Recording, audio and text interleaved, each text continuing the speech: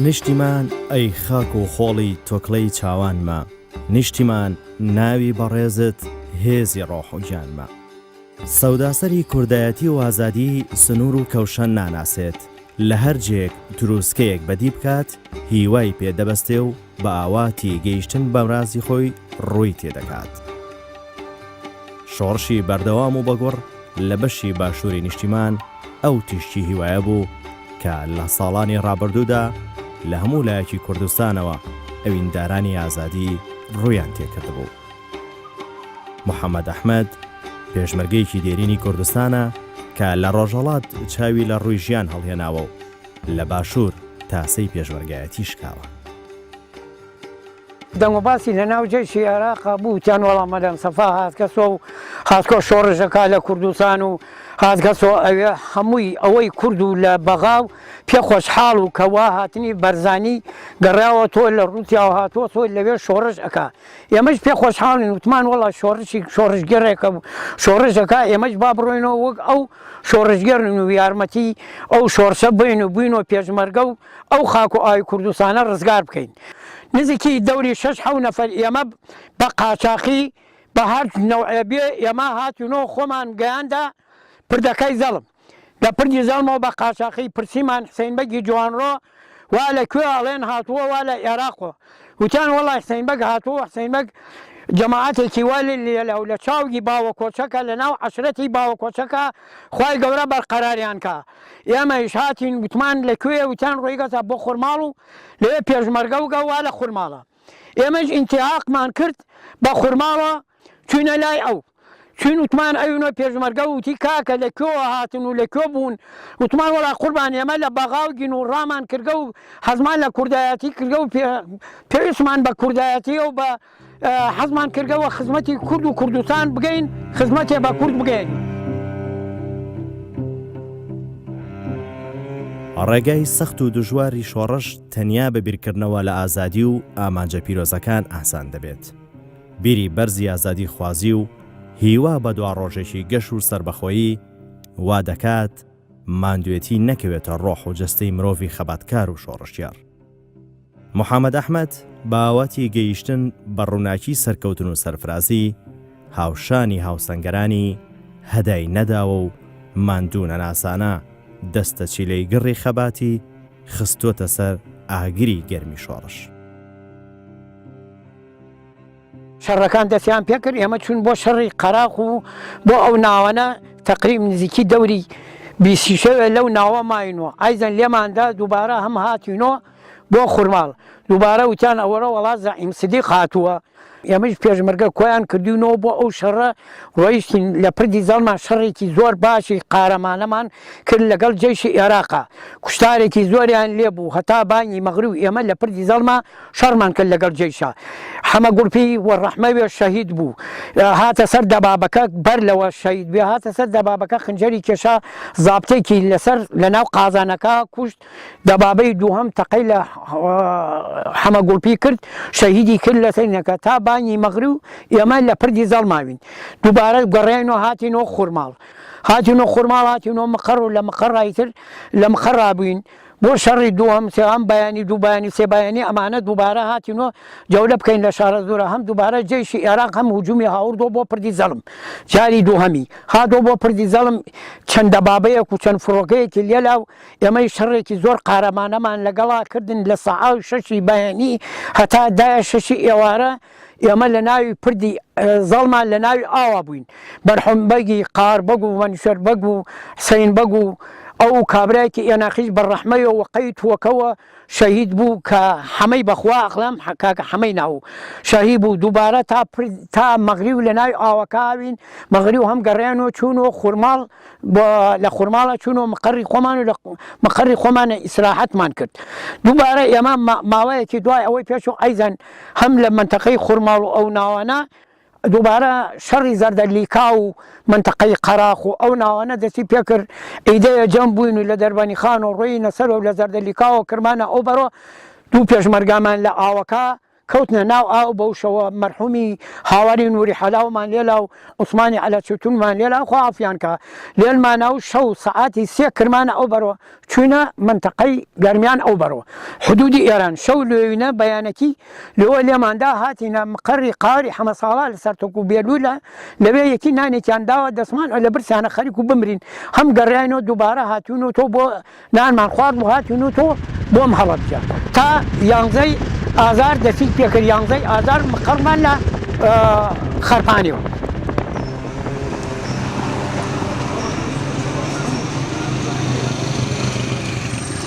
محەممەد ئەحمەد ئەو دەمەی هاتوۆتە باشووری وڵات مێر منداڵ بووە هەستی کوردایەتی هانی داوە تا چەکی شەرەف هەڵگرێ و تێکەڵ بە شۆڕش ببێ. لە دوای دەرچوونی بەیانی یانزەی ئازار کە ئارامیکی کاتی باڵ بەسەر کوردستاندا دەکێشێ دوای ماوەیەک هەر لە باشوور ژیانی هاوسەری پێک دێنێ. بەڵام دواتر کە حکوومەتی عێراق پابەند نابێ بەوادە و بەڵێنەکانی و ژیانی پێشمەرگایەتی دەست پێ دەکاتەوە. ئەمیش لە دوای ماوەیەک ئاوارەی دیسان دەچێتەوە ڕیزی شۆڕش و ئەرک و فەرمانی ژیان و بەخێوکردنی منداڵان دەکەوێتە ئەستۆی هاوسەرەکەی.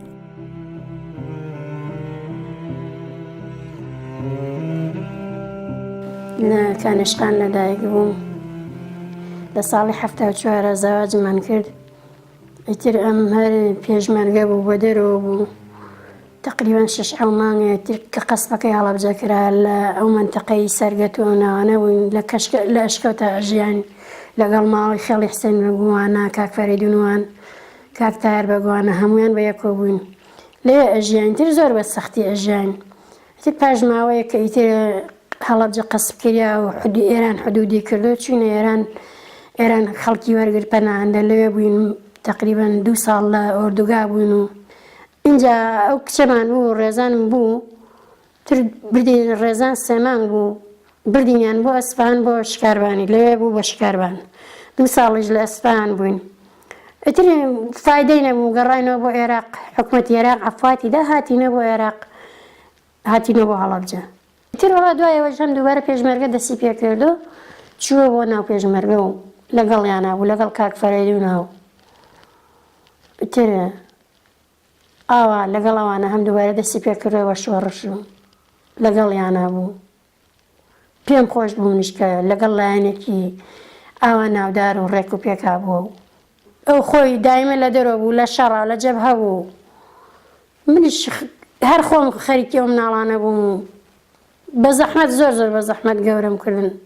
تا گەورەم کردن و تا این ئیتر ئەو ئەچوو بۆ شەڕ و بۆ جەبهە ئەوەنە لە ماڵەوە نەبوو وەختی وا بوو بە 6 مانگ بە 7 مانگ یەکتریمان نەبینی و تر وەڵا حکوومەتی بەحس مافی کوردی نەدا و ئێمەش پێمان خۆش و کە حکوومەتی بەحس نەمێنێ و حکوومەتی کورد سەرکەوێت پێخۆشحاڵ بووین بە حکوومەتی خۆمان و بە کوردی خۆمان کە دەسەڵاتیان بێت و حکم بکەن ڕژێمی سەدامان پێخۆش نەبوو زڵمی زۆرە کرد لە خەڵک دژی کورد بوو کورد زۆر ژیانی سەختە بردە سەر هەتا زەمانەی سەدام بوو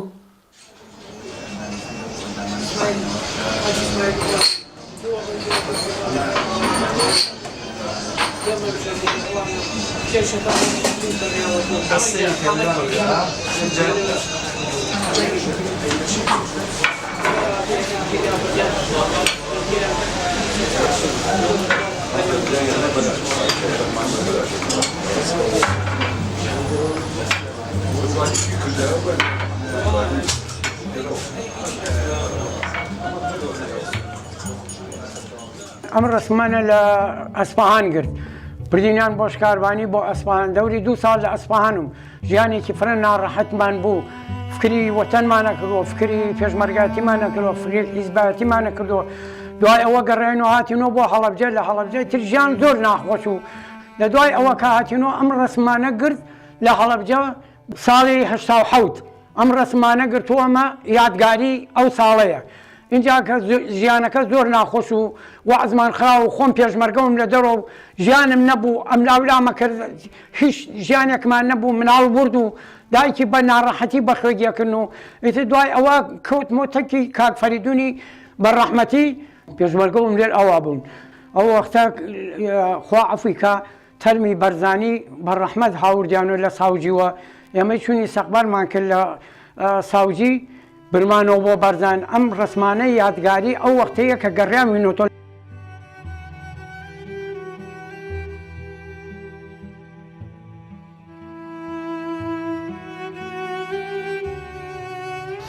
شەوی 11 ئازار وتان بەیانی 11 ئازاری داگە ئیتر ئێمەش دەستمان کردووە هەڵپەرکەکردن و خۆشی و بەشارەت و ئەمانە و جلی تازەمان کردە بەر ئەوەی جلی ترێکۆی بۆ ئەوەی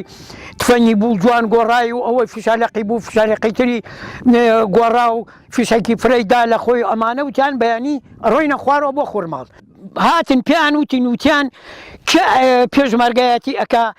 کێ ئەوە حرس حدود زمانەوەی تر ئاشتی بوو لە بینی حکومەت و بەلام سەفا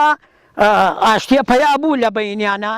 مفاوەزات و حکومەت ئاها لەوێ ئەولادیانە نەهامەتی خەڵکیان تفەنیان ئاوە خەڵکو و خەڵکیان چەکدارەکرد و ئەمانە شەو دووبارە دەرەچون ئەچون بەو دیاهاتانە چەکەکانمانە هاورد و ئاهاتونەوە بۆ مەقەڕ دەی مودەی واوینە و جەولەمانەکەی لە شارە دوو لاو لەم لاو مەخەڕمان دووبارە هەر لە خورماڵە ئەیزەن پێشی ئەو ماوە لە دەرە گورگان و گوڕی گەپڵەوینی تر کە هاتینەوە خورماڵ دەوری 2 ساڵێ ئێمە وەیە کۆین لەگەڵ جێشی عێراق و حکوومەتی عێراق و ئەمانە لە منتەقەی پێنجۆ ناوین دیار و حکوومەتی عێراق وەفای نەکرد بە قەولی خۆی و بە وعدی خۆی لەسەر کەرکووکە شەڕەکە بووە و موافقیان نەکرد کەوا کەرکووک بخرێتە زێر دەستی کوردۆ ئێمەش جواویان بۆ هەناردین لە ناو قەوەتەکە و ناو پێشمەرگەکە وتیان کاکە گیان ئیسا شەڕە و ئەمانە و حکومەت موافق نەبووگا حەقی کورد جێوەجێ بکە ئەبێ ئێمە دووبارە بین و کەژ و شەڕ بکەین ئێمەش لە ناو لەقەکانمانە و لە ناو هێزەکانمانە لە تەوێڵا و لە بیارە و لە هەموو شوێنەکانی ترا جواویان بۆ هەناردین ئەم پێشمەرگانە کۆبوونەوە پیان وتیان کاکە ئەی ئێمە چی بکەین وتیان وەڵا ئەبێ ئێمە شەڕ بکەینەوە ماوەیەکی پێش و دوای ماوەکە چی جێیشێکی فرە چوو بۆ منتەقەی حاجی هۆماران و سەرتیز و تۆسک و گۆرک و ڕەواندز و باڵەکێن و بابشتێن و چای حەسەن بەگۆ ئەمانە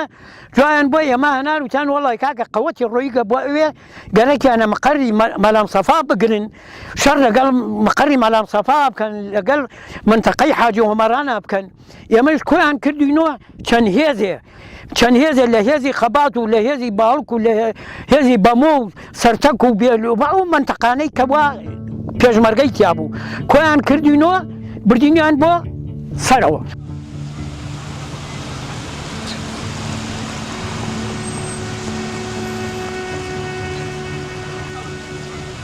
ئێستاش دوای تێپەڕبوونی ساڵەهای ساڵ جێڕانەوەی سەربردە و بیرۆریەکان چێشبەخشی دڵ و دەرونی شۆڕژگەڕان و هاوسەنگەرانی ئەو دەمانەیە کە بۆ ڕزگارکردنی نیشتیمان خەو و خۆراکیان لە خۆیان حرام کردبوو باسی قارەمانی پێشمەرگە و سەرکەوتنەکانیان بەسەر دوژمندا شیرینترین بیرەوەری ئەوانن ئەگەرچی بەهۆی پێشمەرگایەتیەوە ئازاری زۆریان چەشتووە و تەنانەت بەشێکی جەستەیان لەدەستداوە بەڵام بەم دۆخەی ئێستا و بەم ئازادی خاکی کوردستان هەموو مەینەتێکیان لەبیر کردووە و تەنیا بیر لە ئازادی یەکجاری دەکەنەوە. من جەمیلی مستەفای نانی مەحموو ناسراوم بە جەمیلی مەلام سەفا ساڵی 1937 لە گوندی کۆخۆیی چاو لەدایک بووم لە عەشرەتی کۆخۆیی عمرم لە 19 ساڵا بووە لەو کاتا من بەڕاستی تەنزیمێکی چاکی پارتی هەبوو بە ئافرەت و خوێنکار و بە هەمووی تەنزیم بوو لە ناو پارتیا بوو سەرکردەکەی بارزانی و بەڕاستی ئێرانیەکان زۆربیان ئیمای بوون خەڵقی منتی تاوگۆزی بوون بە کاک حەمەش هاتوو بۆ پێشمەرگایەتی بەڵام من زووتر پێشمەرگە بووم کاک حەمم لە 64 ناسی بەوەی کەیتر بووە پێشمەرگە لە بەرزانی و بروسکە هات کە قووەتێک لە هەڵەبجۆ بنێرین بۆ منتەقەی حاجی هۆماران ئێمە لەمە ساڵی 74 لە مانگی تەقریبەن 9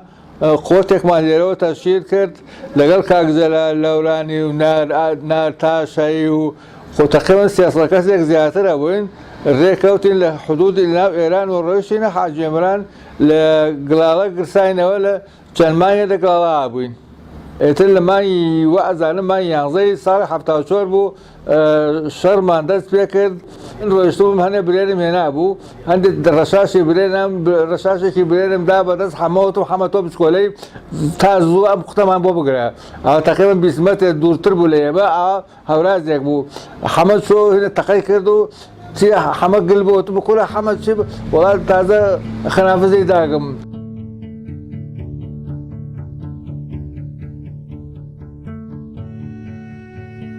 تۆپی یەکەم دایوە بەردەمە، تۆپی دووهەم سەری کرد، تۆپی سێهەم دایوە بەردەمی خۆمە.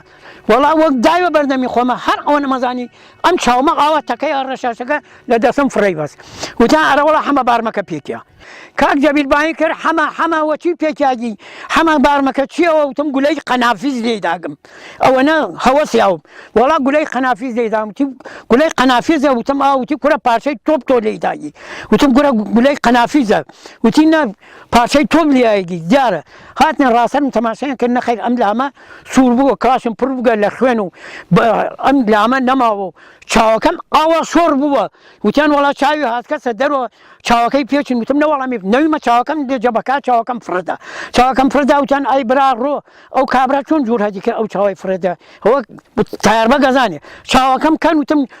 چاوەکە شایدی حاڵوی چاوی من لە منتەقەی سەتی دوو دۆستکە لە خاتری کوردایەتی و کورد و کوردایەتی دەراتوە. هەزاری وەک من بێوە قوڕوانی خاکی کوردستان و خاکی کوردستان و کوردستان و شای کوردستان.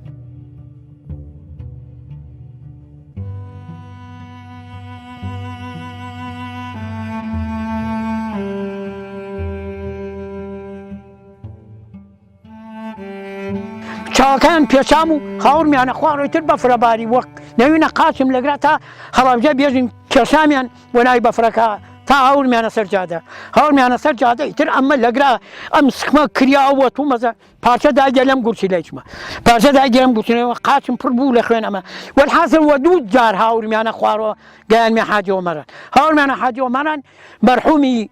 کاگە دریسی هەمیشە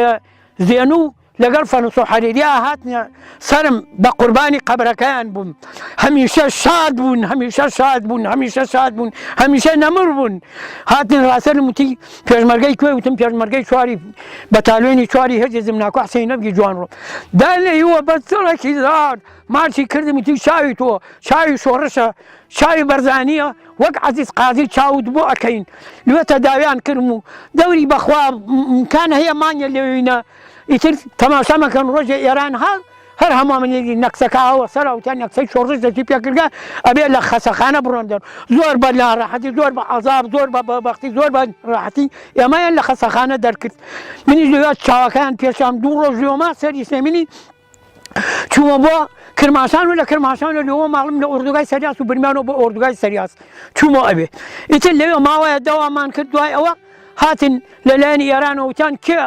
ئێو شکاربانی ئەکا کێ کاک فەریدون بەڕەحمەوە ئەوانە لە ڕوانسەرون لێن حەمەی حاجی مەحموود پوڵنا کاکە حەمە مەنسوولێکی زۆر گەورە بوو دڵسەوازێکی زۆر کورد بووتی وەڵا من ئەیوەم لێر خۆما با لێر خۆما بینویسم چون دوو ساڵ لە ئەسپەهانی دوای دوو ساڵەکە هاتینۆ گەڕێنەوە هاتینۆ بۆ هەڵەبجە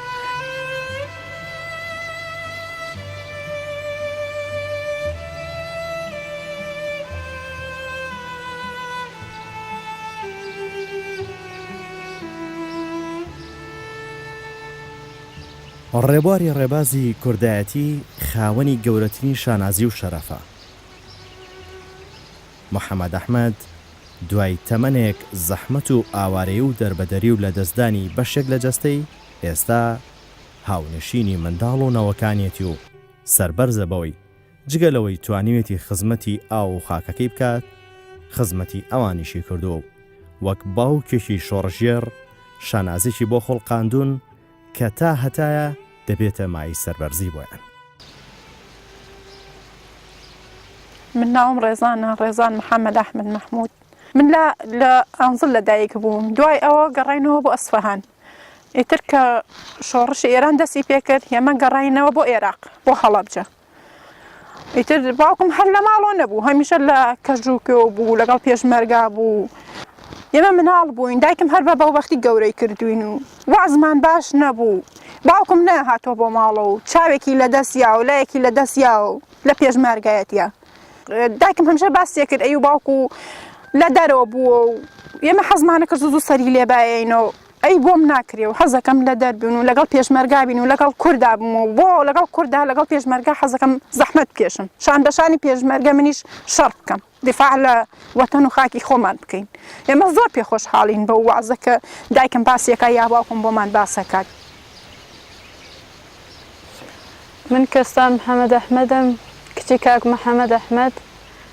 لە هەڵەبجە لەدایک بووم ساڵی 85 بوو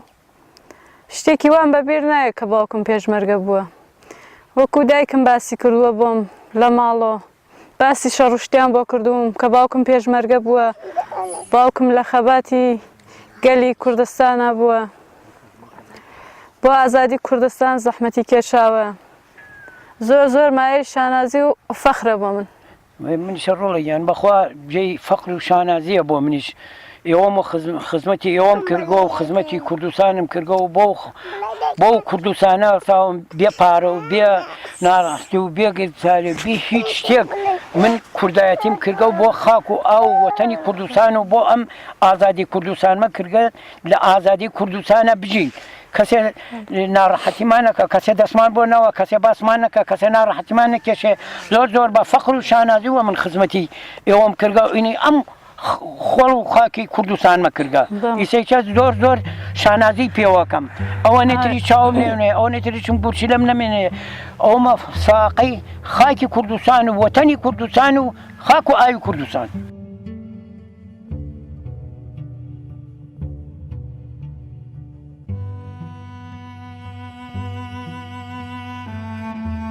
شۆڕشی گوڵان بووە و دووبارە پێشمەرگە دەستی پێ کردووەتەوە لە هەموو شوێنەکانی تر ئەم بۆ ئەو تەلیفۆنیکا و بۆ ئەو جواوی هەنارگاو بۆ ئەو قسەی کردگە وەڵا با بێنەوە کەژ و دووبارە شۆڕش دەست پێ بکەینەوە ئیتر هەم خۆ بووینەتەوە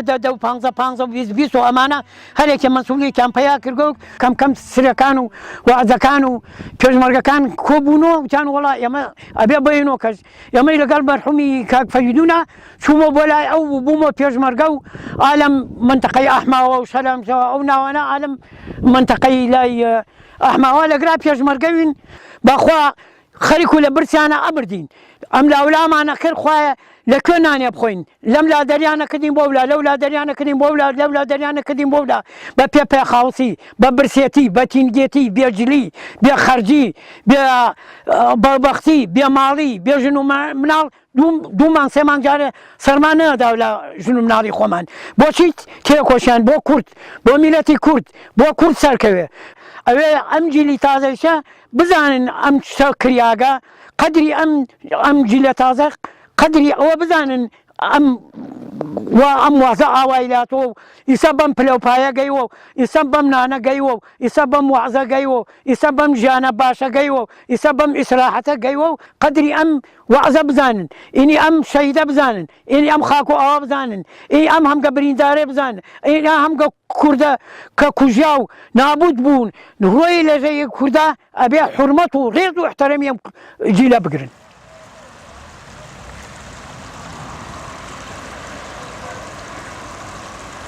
کوردستانم شیرینە زۆر دڵگیر و ڕەنگینە شاخی بەڵند و جوانە قورکانی و دارستانە بەهاران لە تشکاوە سەوزەگیا و ئاوە شوێنی سەیران و گەشتە بەڕاستی وەک بەهەشتە.